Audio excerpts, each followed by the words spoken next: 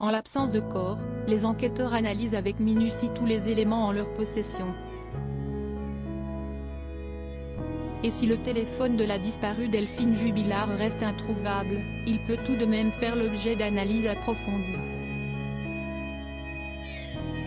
La dernière expertise technique laisse entendre que son mari aurait pu manipuler son téléphone la nuit fatidique. En détention provisoire et à l'isolement depuis le mois de juin 2021 dans le centre pénitentiaire de Cesse près de Toulouse pour homicide par conjoint, Cédric Jubilard clame son innocence. Il dément être impliqué dans la disparition de son épouse Delphine survenue en décembre 2020, la mère de leurs 2 enfants Louis et Elia et avec laquelle il était en procédure de divorce.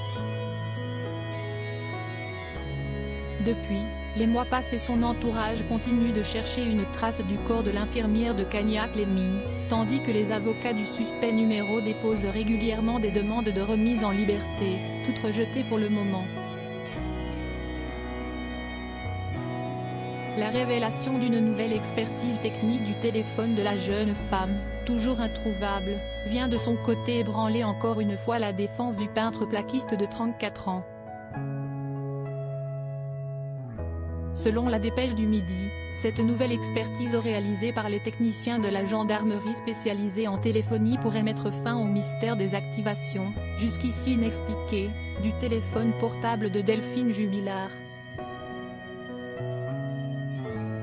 Lorsque la trentenaire disparaît dans la nuit du 15 au 16 décembre 2020, son téléphone Huawei Page 30 Pro est activé à 6 reprises de minuit 7 à 6h52, une manipulation qui ne peut être le fait que d'une intervention humaine.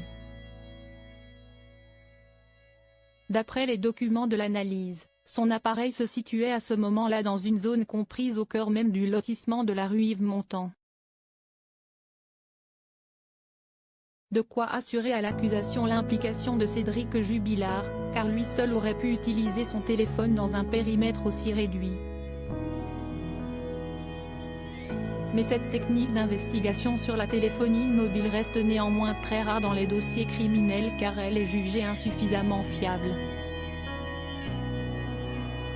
Elle dépend notamment des conditions météo et elle peut être brouillée par les phénomènes de délestage entre les différentes bornes relais, précise le quotidien. En l'absence d'autres indices et surtout de traces du corps de Delphine Jubilard née au Saguel, les enquêteurs prennent très au sérieux ces éléments. D'autant plus au regard de la dernière activation du téléphone de sa femme, à 6h52. Pour Maître Martin, Franck et Alary, avocats de Cédric Jubilard, cette théorie incriminant leur client ne tient pas.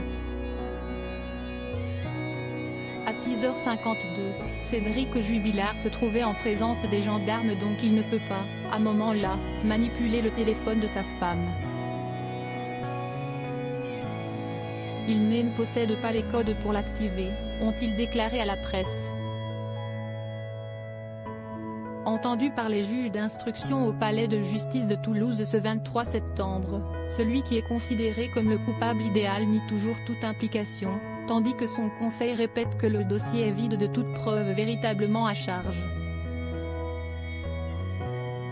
Cédric Jubilard reste présumé innocent des faits qui lui sont reprochés jusqu'au jugement définitif de cette affaire.